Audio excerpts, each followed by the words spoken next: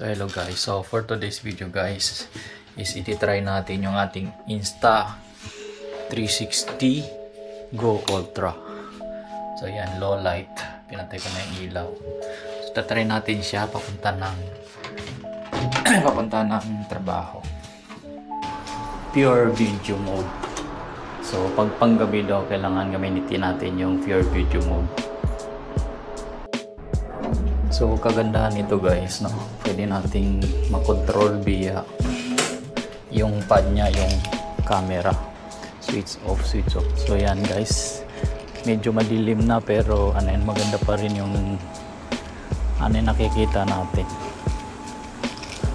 So pag yan, nakaharap sa atin yan, pure video mode. So di ba ang ganda? So itatry natin siya papunta tayo ng trabaho.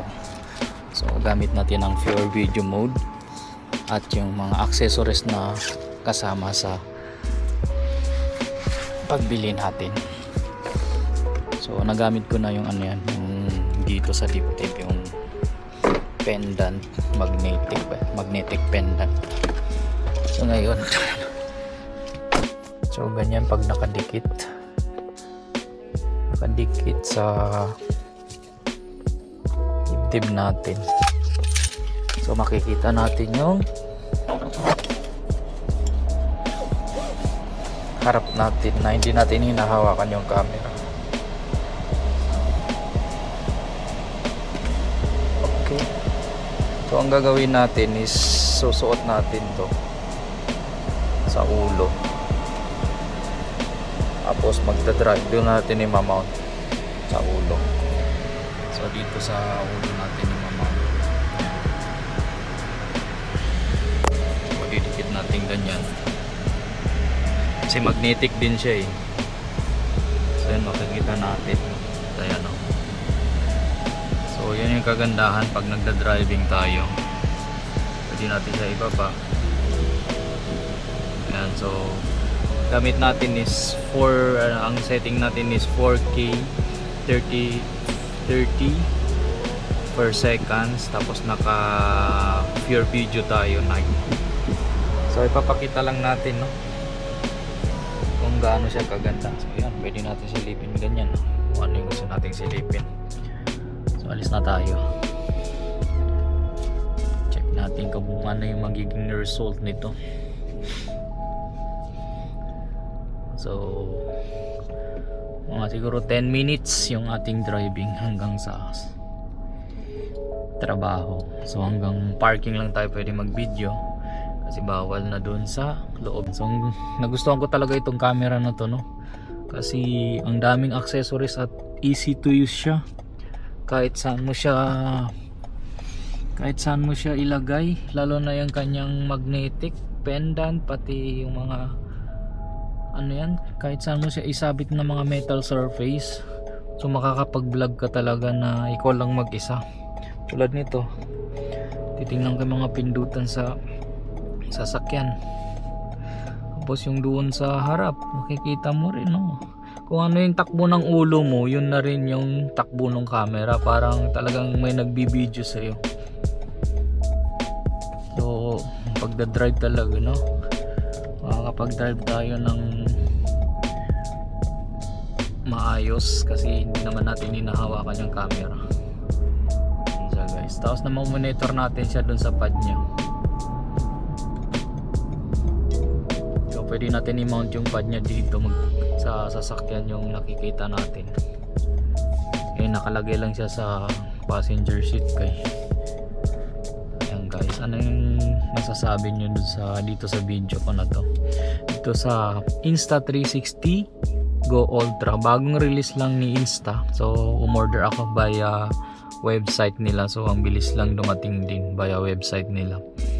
So yun, kanina na-receive natin. So iti-test natin yung kanyang pure video.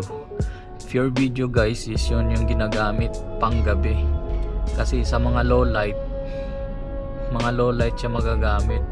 Kasi yung mga dating yung dating Go Go 3S na parang ganito is sa low light hindi siya maganda. Pati yung mga ibang ano yan, camera na mga action camera, pag panggabi talaga hindi siya magandang yung light, yung clear ba, yung malinaw na kuha sa video. Ito nung nakita ko na pag-release, tapos nakita ko yung mga review, ang ganda talaga siya sa low light.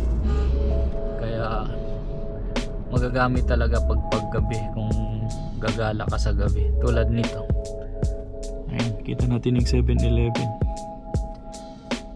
tapos kita natin yung mga sasakyan.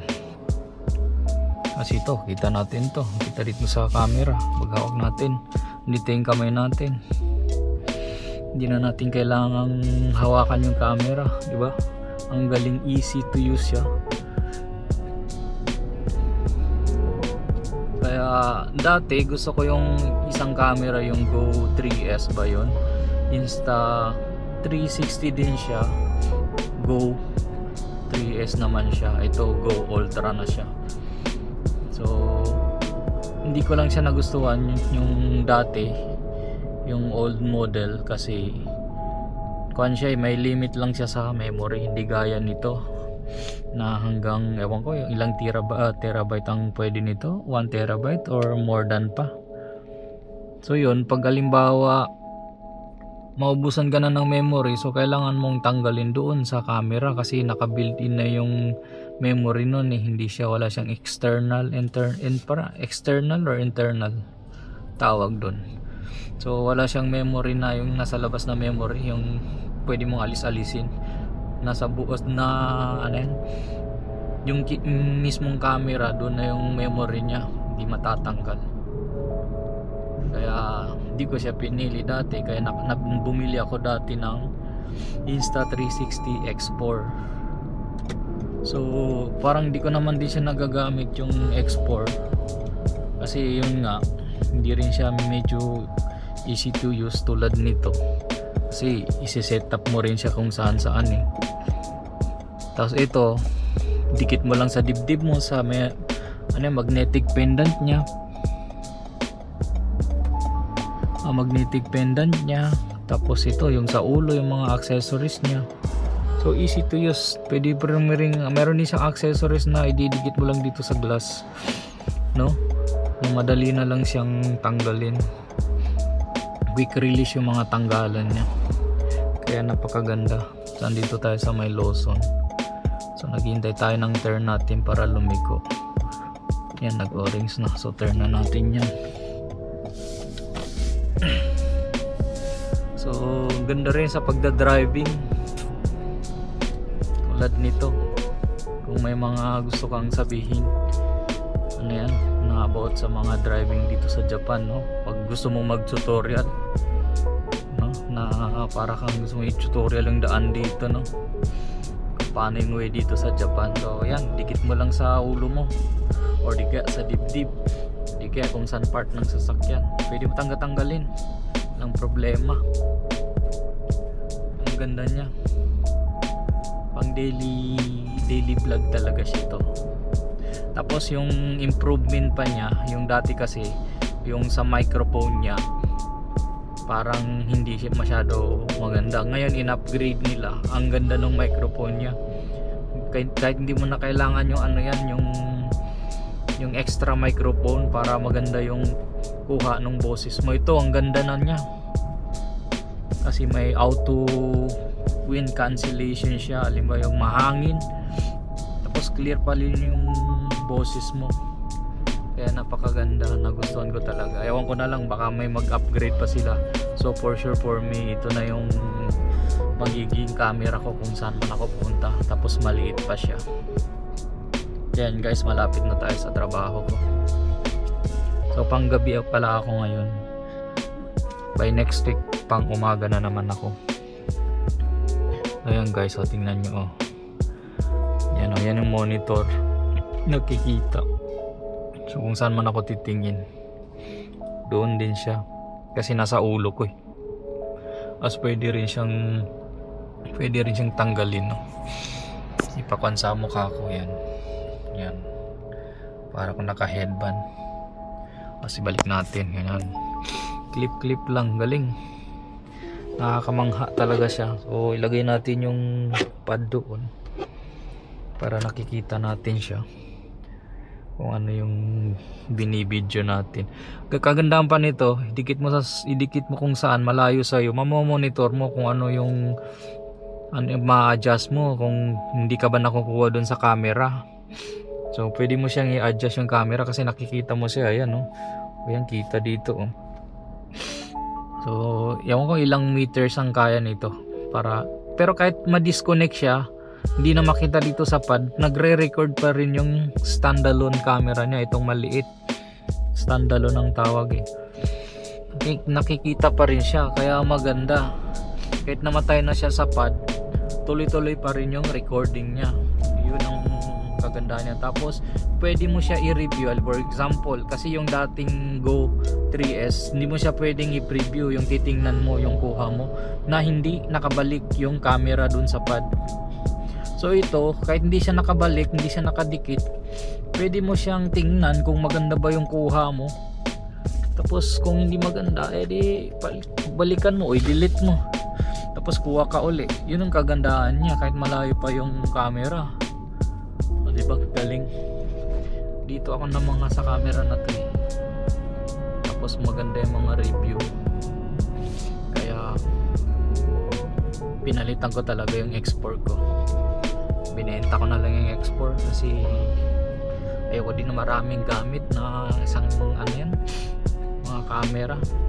At least nabenta ko, pinalit ko to, worth it naman to kasi magagamit talaga sa everyday use na vlogging. Tayong yung mga nag-vlog na ayaw talagang umawak parati ng camera. Gusto natin yung mga idinidikit-dikit lang natin. So dito na ako sa parking ng pinagtatrabawan ko. So yan, wala pa masyadong dumating. Ngayon magpa-parking tayo. Doon tayo sa unahan. So ano sa tingin niyo yung low light niya? Ganda. Ayan.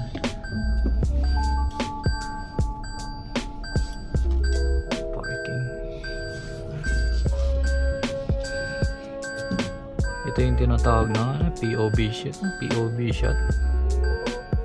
Ito pa ba yung kan?